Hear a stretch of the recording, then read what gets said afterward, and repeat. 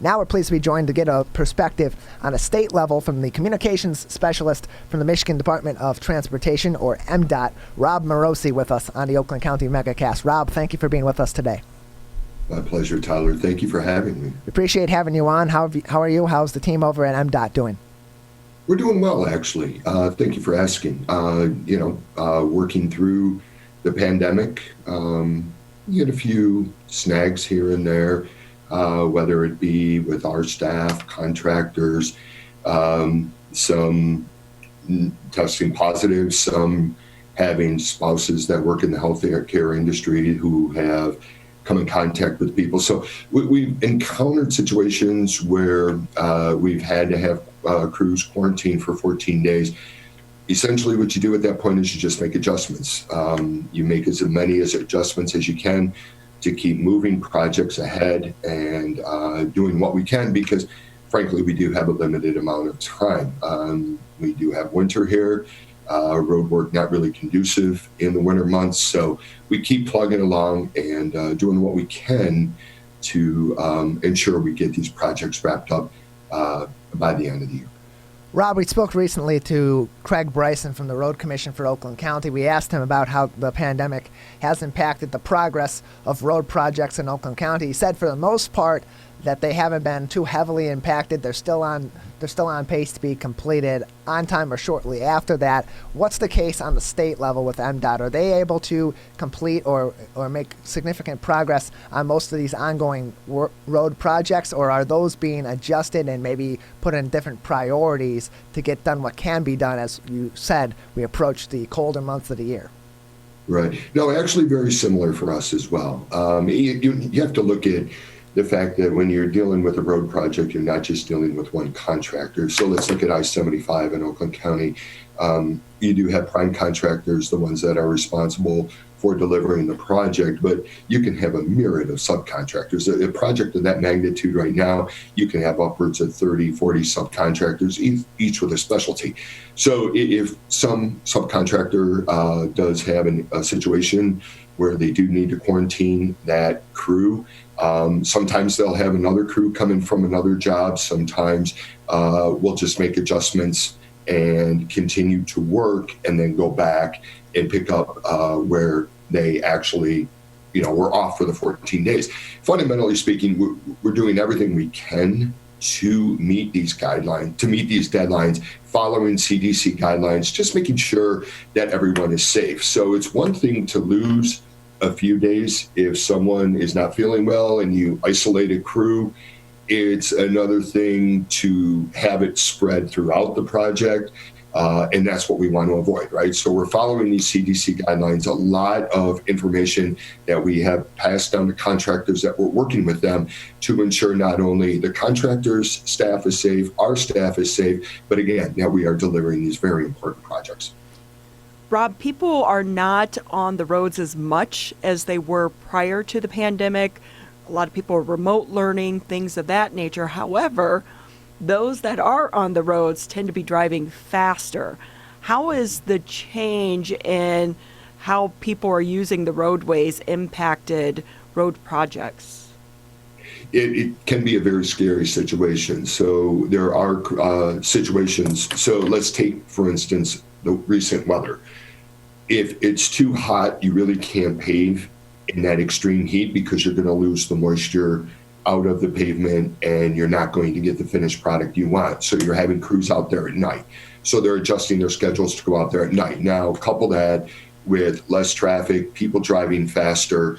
We're doing everything we can to keep these work zones safe, including putting temporary barriers out there, barrier walls. So if we do encounter a driver that's driving just uncontrollably, we're doing our best to keep the workers safe. But you're absolutely right, Ronnie. I mean, you're seeing situations just this past week, a couple situations where drivers driving too fast, lost control, actually hit someone else, an innocent driver, that ended up in a fatality. So that's just inexcusable.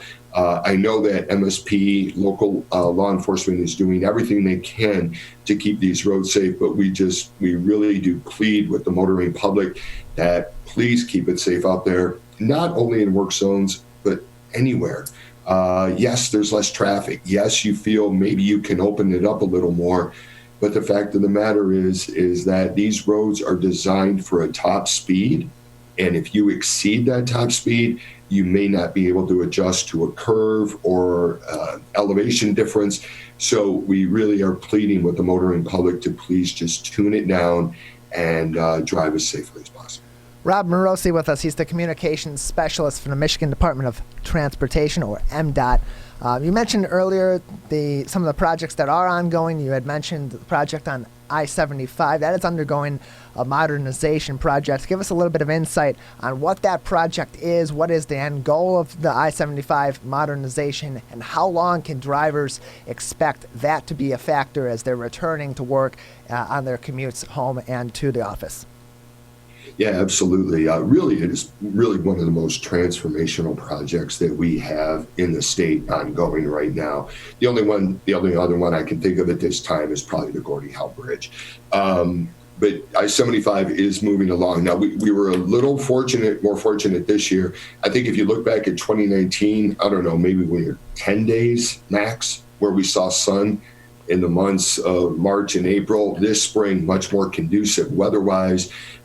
So we are really moving forward. We really are paving out a lot of the freeway mainline proper, working on some of the innovative elements of the project, the diverging diamond interchanges that'll go in at Big Beaver and 14 Mile. And then further south, working in the area between 696 and 8 Mile, which is part of the modernization job, working in there, replacing bridges, pavement, and putting in a state-of-the-art drainage system, which will really help alleviate a lot of the flooding, not only on the freeway, but in the local community as well. But all things considered, we are on schedule to get this wrapped up by the end of the calendar year. And what I mean by wrapped up is the section right now in Troy, West Bloomfield, Royal Oak, that section from Coolidge down to about 13 Mile Road. We built the northbound side last year, rebuilding the southbound side this year. We should, by the end of this calendar year, have that mainline section of freeway wide open. Then actually everything else will focus to the south of there from 13 Mile down to 8 Mile. To answer your question, Tyler, that project, the modernization, really is taking a freeway that was originally constructed in the 1960s and bringing it up to 21st century standards. It's not just replacing pavement and bridges, it's incorporating designs that will efficiently and safely move traffic. A lot of people look at the additional lane that we're putting on both directions as something that will lead to further sprawl. The additional lane is being put in for safety.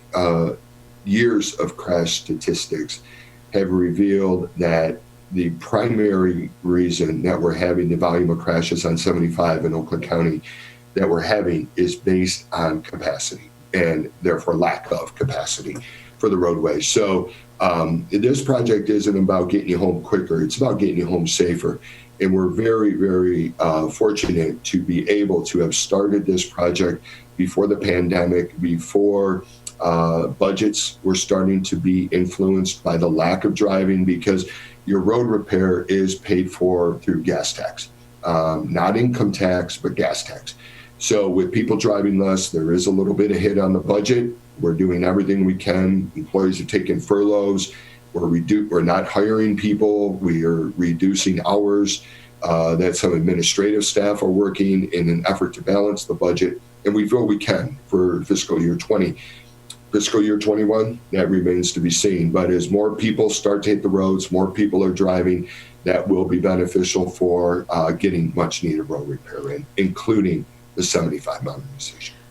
Okay, Rob, I think I have a question for every driver out there. I realize there is a difference between MDOT, the Oakland County Road Commission, your local road fixer-uppers, but I have to ask, is there any type of coordination done when you guys are doing these major repairs to help the flow of traffic? For example, 75 being shut down, but yet parts of Telegraph are also under construction, or Woodward at the exact same time. So your route that you would normally take because of the major freeway being closed is also under construction, causing even more backup and adding to the frustration. Is there any local coordination between the different agencies to address when construction is going to be done?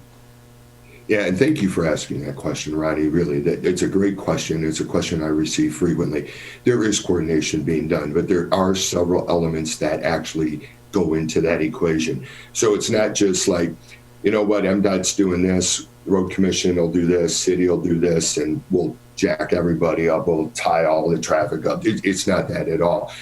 There are certain situations where a lot of the state and local municipalities, as well as the county road commissions, receive federal funding. And there are sunset clauses on that federal funding. So when you're getting that federal funding, you want to be able to put that money to use and get the roads fixed. Now, with the 75 modernization and the local roads, a lot of that can fall on us in a sense that we accelerated this project. The modernization, which goes from just south of M59 at South Boulevard down to 8 Mile at the Detroit-Hazel Park border, was scheduled to be done in 9 separate segments over 18 years. We realized that that was just not feasible. So we did some innovative contracting to accelerate, taking 9 segments, condensing them down to 3, 18 years of construction into 8 years. So knocking off 10 years of construction. In all fairness to the counties and to the local municipalities, some of those road projects on adjacent roadways were already programmed when we were not going to be in that vicinity. So there's situations like that that arise. However, we do our best to coordinate. We're in constant contact with local municipalities as well as county road commissions. It may not seem like that all the time, but yes, those conversations do take place. Rob, anything else before we let you go? Just got about 30 seconds left. No, just thank you for having me. It's really kind of a pleasure to be here. And the fact is that we ask all drivers to be safe in work zones. We understand the inconvenience. We understand the delays that occurred. No one likes to be delayed, but it's going to be for the better. And when we get 75 done, it's going to be a brand new freeway that I think everybody will be able to traverse safely. Rob, thank you very much for being with us today. Rob Morosi with us. He's the communications specialist from MDOT with us on the Oakland County MegaCast.